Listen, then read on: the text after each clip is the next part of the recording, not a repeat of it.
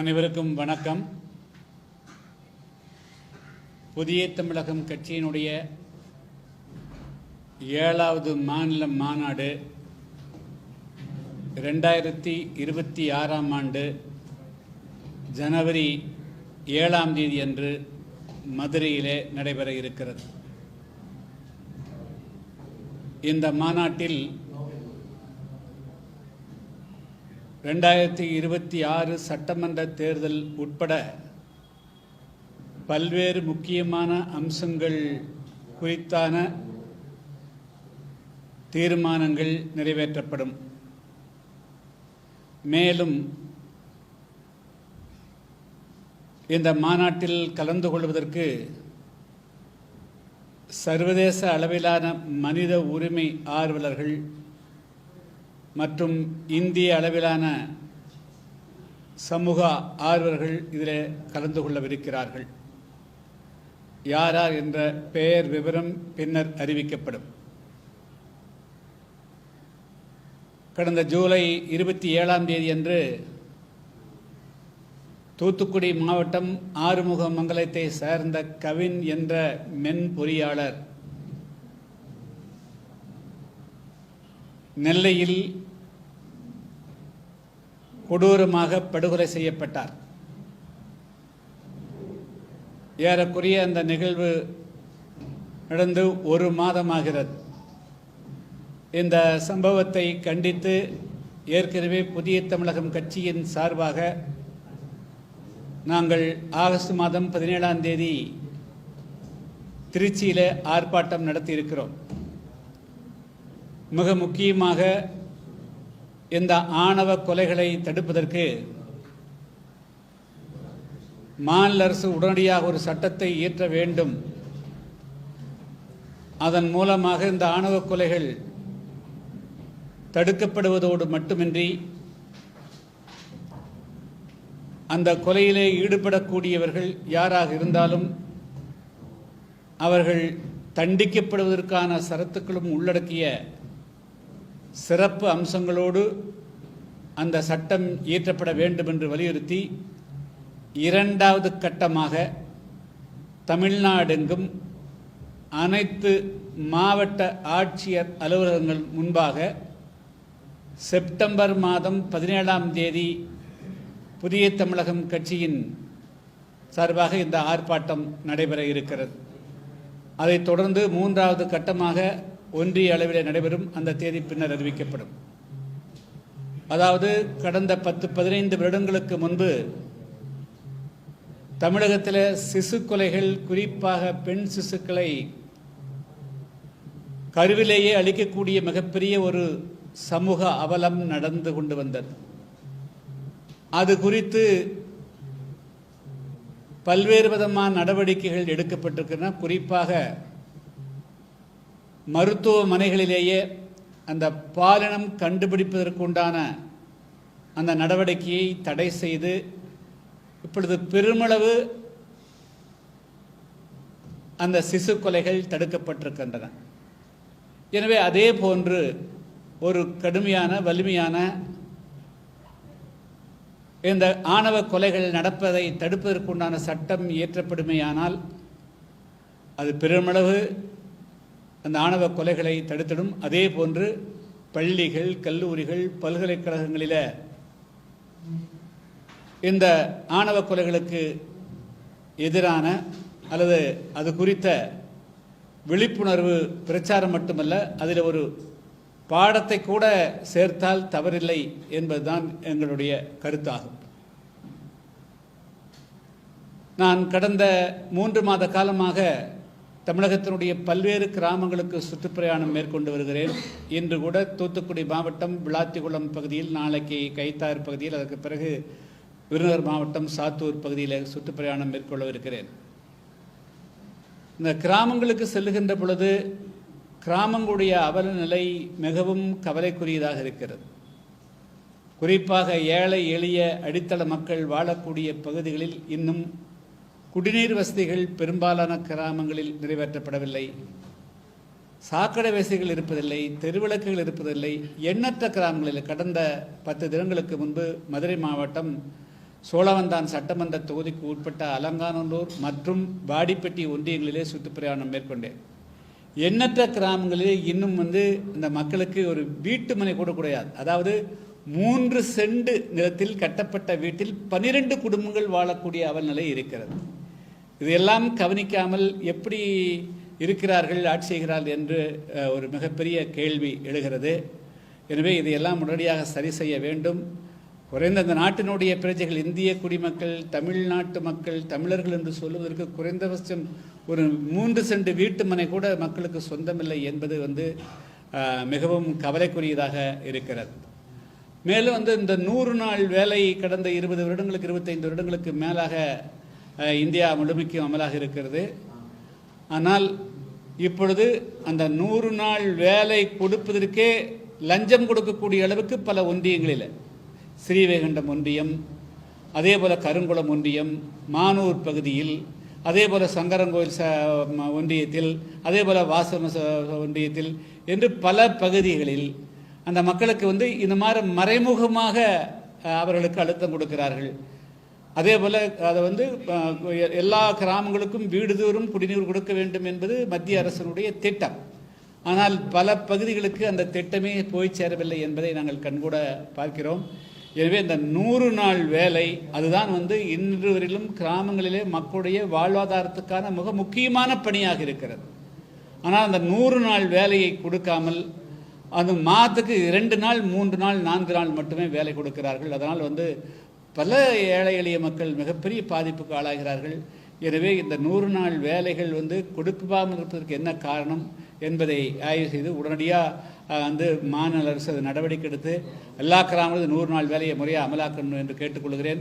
அதை பேராட்சிகளுக்கும் நகராட்சிகளுக்கும் அதே போல் மாநகராட்சிக்கு அதை விரிவுபடுத்தணும். அது மத்திய அரசினுடைய கையில் இருக்கிறது, அதையும் செய்யணும்.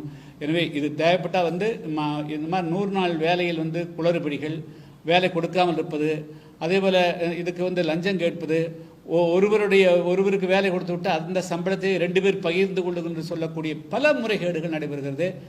இது தேவைப்பட்டால் புதிய தமிழகம் கட்சியின் சார்பாக அதுக்கு ஒரு போராட்டத்தை தனியாக நடத்த வேண்டியிருக்கும். அது நாங்கள் ஒரு 15 நாள் 1 மாத காலம் அவகாசம் கொடுக்கிறோம். மாநில அரசு இதை சரி செய்யவில்லை என்று சொன்னால் அதற்கு நாங்கள் போராட்டம் நடத்துவோம். மேலும் தமிழ்நாட்டில் அதாவது ஊராட்சிகள், பேராட்சிகள், நகராட்சி, மாநகராட்சி மட்டுமின்றி ஆரம்ப பள்ளிகள், அதே போல் மத்திய இடைநிலைப் பள்ளிகள், உயர்நிலைப்பள்ளி உட்பட பள்ளிகள், கல்லூரிகளில்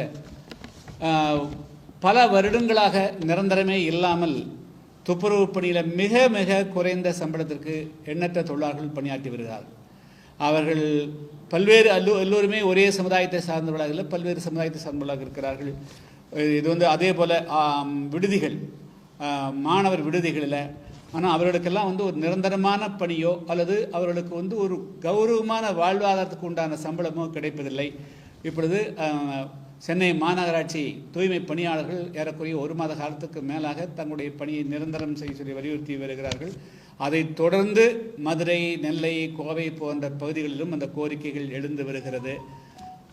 சமூக நீதி என்பது முதல்ல வாழ்வாதாரம் தான் மிக முக்கியம். அந்த வகையில் சமூகத்தினுடைய கடைக்கோடு இருக்கக்கூடிய அந்த பணியில் இருக்கக்கூடியவர்களுக்கு உண்டான பணி நிரந்தரத்தை மாநில அரசு உறுதிப்படுத்தணும்.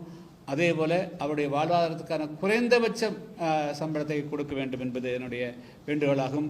இதில் இந்த நேரத்தில் அந்த தொழிலாளர்களுடைய போராட்டங்கள், அதாவது உச்சகட்டமாக இருக்கிற போது சில அமைப்பை சார்ந்தவர்கள் அது அந்த பணிகளை நிரந்தரம் செய்ய வேண்டியதில்லை என்றெல்லாம் சொல்லுகிறார்கள். இதெல்லாம்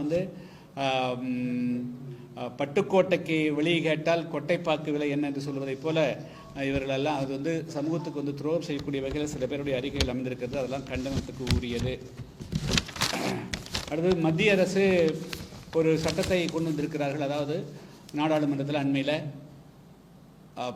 அதாவது பதவியில் இருக்கின்ற போது, அது பிரதமராக இருந்தாலும், மத்திய அமைச்சர்களாக இருந்தாலும், முதலமைச்சர்களாக இருந்தாலும், மாநில அமைச்சர்களாக இருந்தாலும், யார் பதவியில் இருக்கின்ற பொழுது சிறையில் கைது செய்யப்பட்டு 30 நாளுக்கு மேலாக அவர்கள் சிறையில் இருக்கக்கூடிய சூழ்நிலை வந்தால் அவர்களுடைய பதவி தானாக பறிபோய்விடும் என்ற ஒரு சட்டத்தை கொண்டு வந்திருக்கார்கள். இது வரவேற்கணும். ஏன்னா இன்று இந்தியாவெங்கும், அதுவும் குறிப்பாக தமிழ்நாட்டில் ஊழல் மலிந்திருக்கக்கூடிய இந்த வேளையில் இது நிச்சயமாக தங்களை கட்டுப்படுத்துவதற்கு யாருமே இல்லை, கேள்வி கேட்பதற்கு யாருமே இல்லை என்ற அந்த ஒரு மனநிலையை மாற்றி அந்த ஊழல் செய்வதற்கு ஓரளவுக்காவது இதை கட்டுப்படுத்தும் அப்படிங்கிறது எங்களுடைய பார்வை. அதனால் அந்த சட்டம் வந்து சரியானது, அதை வந்து வரவேற்கிறோம். அடுத்தது நீங்கள் தான் கேள்வி.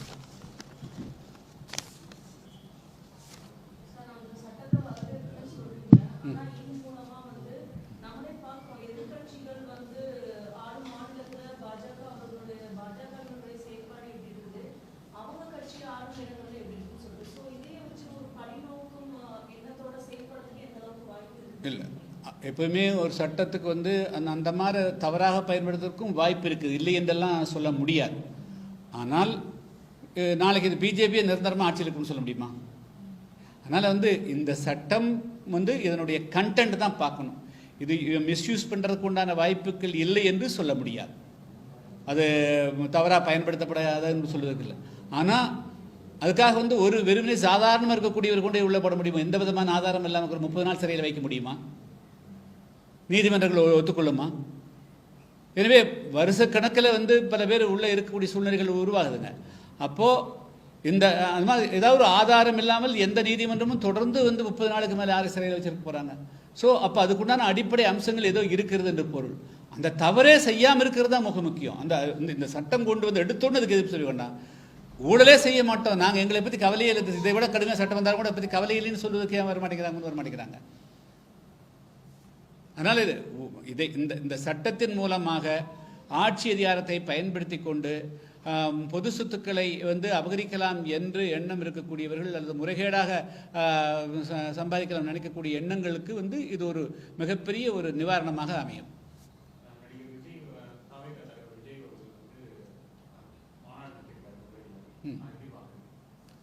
மாநாடு வெற்றிகரமாக நடத்திக்கிறாரு, வாழ்த்துக்கள்.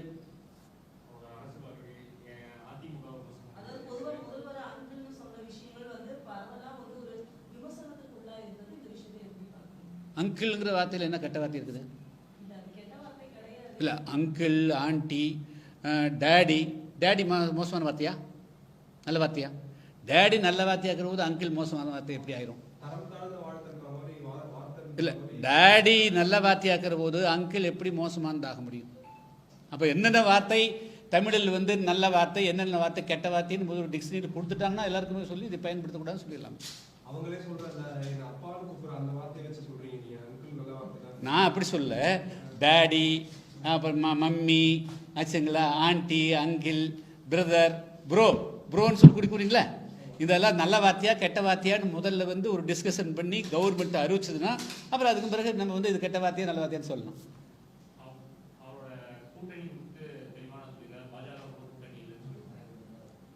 இல்லை, கூட்டணி அவருடைய நிலைப்பாட்டை அவர் சொல்லிக்கிறார், அதுக்கு மேலே நாங்கள் சொல்ல.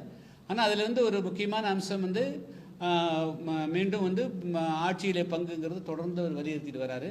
இதெல்லாம் இன்னும் நாள் இருக்குது, இதெல்லாம் எப்படிங்கன்னா அப்புறம் பின்னாடி பார்க்க. நாங்கள் கூட்டணியை பற்றி இப்போ சிந்திக்கவே இல்லைங்க. நான் தான் சொன்னேன், 2026ஆம் ஆண்டு ஜனவரி 7ஆம் தேதி அன்று புதிய தமிழகம் கட்சியின் சார்பாக 7வது மாநில மாநாடு மதுரையில் நடக்கிறது. அந்த மாநாட்டில் தான் புதிய தமிழகம் கட்சியினுடைய 2026 சட்டமன்ற தேர்தலுக்கான அரசியல் நிலைப்பாட்டை அறிவிப்போம். அதுக்கு முன்னாடி நாங்கள் வந்து எந்த விதமான அவசரப்படவும் இல்லை, அதுக்குண்டான அவசியம் இப்பொழுது தோன்றவில்லை. இல்லை, அதிமுக கூட்டணி ஒன்று இருக்குதா இல்லை வேறு கூட்டணியை மாறிச்சு? அதிமுக மட்டும் இருந்தால் அது அத்தனை கூட்டணி இருக்குன்னு சொல்லலாம். அதிமுக வேறொரு கூட்டணி இருக்கிற போது அது எப்படி சொல்ல முடியும்? அதிமுக கூட்டணின்னு ஒன்று இருக்குதா அப்போ? இல்லை, கேள்வி, அதிமுக கூட்டணி என்று ஒன்று இருக்கிறதா அப்பொழுது? அப்போ அது அப்போ அது வந்து சுச்சுவேஷன் சேஞ்ச் ஆயிருக்கு இல்லைங்களா?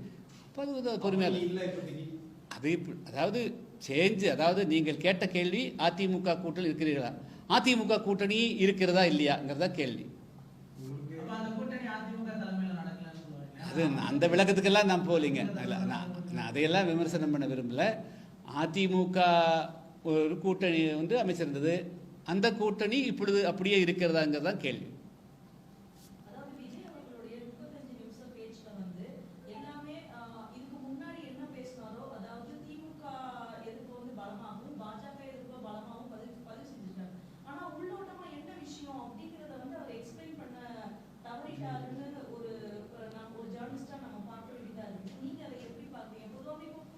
போராடியவர்களுக்கு அப்படிங்கும்போது பாஜக வந்து சுட்டிக்காட்டுறாங்க. ஆனா என்ன விஷயத்துல அப்படிங்கறத அவர் மென்ஷன் பண்ணல.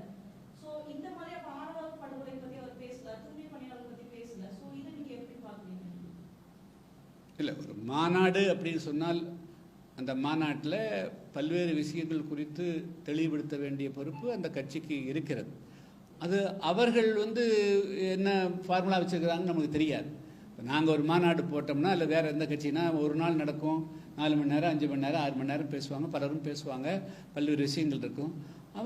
அவங்களுடைய அப்ரோச் எப்படிங்கிறது அது வந்து நம்ம கருத்து சொல்ல முடியாது. இன்னும் அது வந்து இன்னும் நாள் போக போக அவங்க என்ன பேசுகிறாங்க அப்படிங்கிறது. 2வது மாநாடு தானே போட்டிருக்காங்க, பொறுத்திருந்து பார்ப்போம். ஒன்றும் அரசியலில் இன்னும் 8 மாத காலம் இருக்குதுங்க, பொறுத்திருந்து பார்ப்போம். சினிமாவிலும் அரசியலிலும் என்னோட தலைவர் வந்து எம்ஜிஆர் அப்படின்னு சொல்லியிருக்காரு, அதுக்கு அடுத்தது விஜயகாந்த் அப்படின்னு சொல்லியிருக்காரு. நான் அவங்க பார்க்குறதெல்லாம் நம்ம சொல்லுவேன். அவர் ஒரு பாதையை ஒரு கோடு போட்டு அவர் போயிட்டே இருக்கிறார். அதை வந்து அது எப்படி இருக்குங்கிறது அவங்க கட்சிக்காரரும் அவரும் தான் முடிவு பண்ணணும். நாம் அதை பற்றி விமர்சனம் செய்ய முடியாது. இல்லை சார், இப்போ அவர் வந்து எடப்பாடி கூட சொல்லியிருக்காங்க பார்த்தீங்கன்னா, ஒரு கட்சி என்பது தலைவர் என்பது சாதாரணமாக வர முடியாது, ஒரு மரம் மாதிரி வளர்ந்து ஒன்றுன்னா வந்து காய்கறி பூ காய்கறி வரணும், இது எடுத்த உடனே நான் சிஎம்மாக வரணும் அப்படின்னு ஒரு கனவு காட்டுறாரு. இது நினைக்காது, இது மாதிரி ஒரு அரசியல் வந்து இப்படி வர முடியாதுன்னு சொல்றாரு, எடுத்த உடனே வர முடியாது அப்படின்றாரு. தமிழ்நாட்டில் வந்து இதுக்கு வித்து போட்டது யாருங்க? திரைப்படங்கள் மூலமாக பெறக்கூடிய செல்வாக்கை பயன்படுத்தி அரசியலுக்கு நுழையக்கூடிய அந்த ஒரு கருத்தை, அந்த மாதிரி ஒரு தன்மையை வந்து தமிழகத்தில் உருவாக்குறது யாரு? அப்புறம் எம்ஜிஆர் மட்டும்தானா? அப்புறம் ஏன் இவரை மட்டும் காயின் பண்றீங்க? தமிழ்நாட்டில் வந்து கடந்த 70 வருஷம் என்ன நடக்குது அதெல்லாம் கம்ப்ளீட்டாக அனலைஸ் பண்ணுங்க. இவரை மட்டுமே டார்கெட் பண்ணுறீங்க. நான் அதுக்காக அவர் சொல்ல, டார்கெட் பண்ணுற போது முறையாக பேலன்ஸாக இருக்கணும், பயாஸ்டு இல்லாமல் இருக்கணும். தமிழ்நாட்டினுடைய அரசியல் திரை மாயை வைத்து தானே கடந்த 70 வருஷமாக கட்டப்பட்டிருக்குது. அதுதானே எங்களுடைய பார்வை. அதனால் வந்து ஒருத்தரை மட்டும் பார்க்க வேண்டாம். எல்லா தமிழ்நாட்டில் திரை மேலே தான், திரையுலகத்தின் மேலே தான் திரை, அந்த மாயை, அந்த செல்வாக்கு, அதை வச்சு தான் தமிழ்நாட்டுடைய அரசியலே கட்டப்பட்டிருக்குது. இல்லை, நான் சொல்ல என்னுடைய கருத்து சொல்கிறேன், நான் அவருடைய கருத்து காட்டுறேன். அதிமுகவே அவர் விமர்சிச்சிருக்காரு, அந்த எப்படி வளர்ந்த கட்சி இப்போ யார்கிட்ட இருக்கு அப்படின்ற மாதிரி. சார் இங்கே பாருங்க, எந்த கட்சியுமே விமர்சிக்காமல் ஒரு கட்சி புதுசாக தோண முடியுமா? யாரையுமே விமர்சிக்காமல் எப்படி சார் வந்து எல்லாத்தையும் தான் விமர்சிப்பாங்க, எங்களை கூட தான் விமர்சிக்க வாய்ப்பு இருக்குது.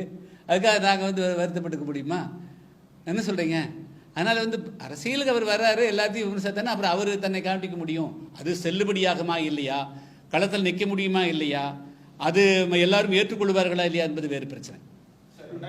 அது எல்லாரும் ஏற்றுக்குவாங்களா, எல்லாரும் இதை வந்து அவர் சொல்கிறதெல்லாம் ஏற்றுட்டு அவர் பின்னாடி போயிடுவாங்களா அப்படிங்கிறதெல்லாம் அது வேறு பிரச்சனை.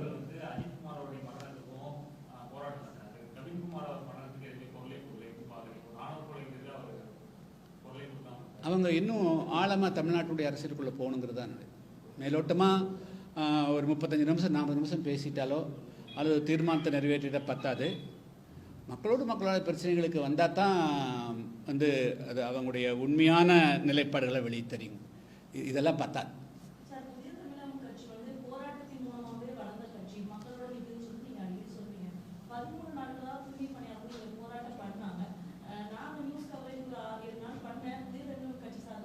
நான் வந்து லாஸ்ட் ப்ரெஸ் மீட்டுக்கு முன்னாடி காலையில் 10:30 மணிக்கு ஒரு ப்ரெஸ்ஸும் கூட நீங்கள் வரமாட்டேன்ட்டீங்க.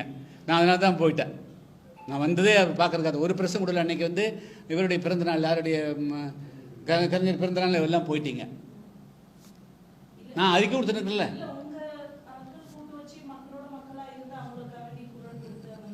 இல்லை, அதாவது இல்லை அப்படி இல்லை. எப்பவுமே வந்து எங்களுக்கு சரியான நேரத்தில் நாங்கள் வந்து அறிக்கை கொடுத்தோம். அந்த மக்களுக்கு ஆதரவாக வந்து அது வந்து நிரந்தரம் பண்ணணும். இந்த நேரத்தில் வந்து அவங்களுடைய போராட்டத்தை வந்து நிறுத்து போகிற வைக்கிற மாதிரி யார் நடவடிக்கை எடுக்கக்கூடாது அப்படிங்கிறது நான் எங்கே நின்று இருந்தாலும் அவங்களுக்காக நான் குரல் கொடுத்துருக்கேன். இல்லை அப்படி இல்லை, அதாவது நாங்கள் அவங்க கூட தான் இருக்கிறோம்.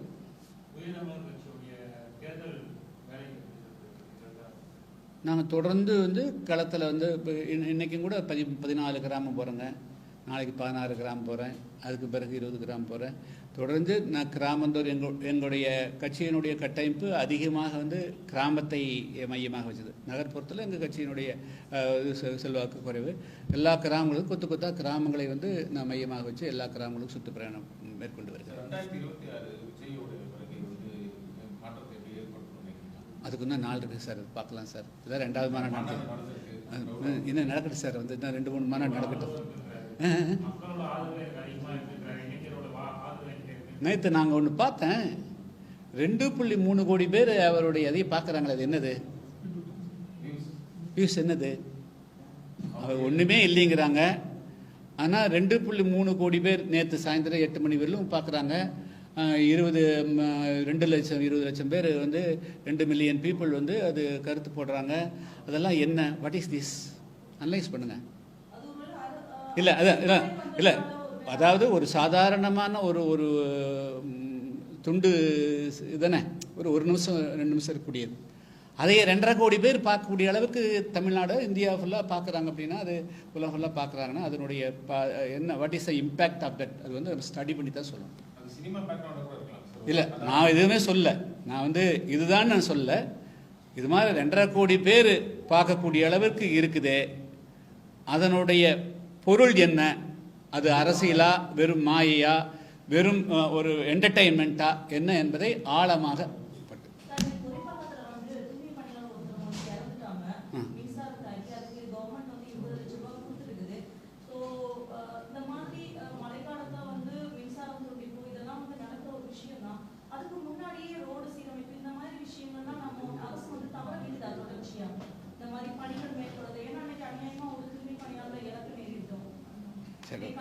மாநகராட்சி வந்து இன்னும் நல்லா எச்சரிக்கையோடு இருந்து செயல்படணும், அவ்வளோதாங்க.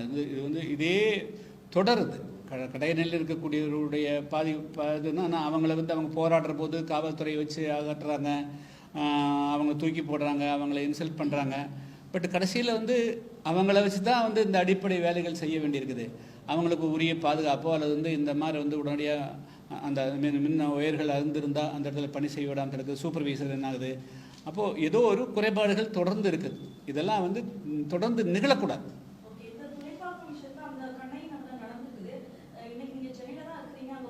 இல்லை, எனக்கு அடுத்த இல்லை எனக்கு ப்ரோக்ராம் வந்து இப்போ 2 மணி ஃப்ளைட்டுங்க. நாங்கள் தேங்க்யூ. வணக்கம். 2 o'clock ஃப்ளைட் ப்ரோக்ராம்ஸ் சொன்னதில்லை இன்னைக்கு. வணக்கம். அடுத்த முறை கொஞ்சம் லைட் கொஞ்சம் எக்ஸ்ட்ரா போட்டீங்கன்னா இன்னும் கொஞ்சம் அழகா காட்டுவோம் உங்களை. அதிகமாகிட்டு சரி பவர் போட்டு விடுங்க. சரி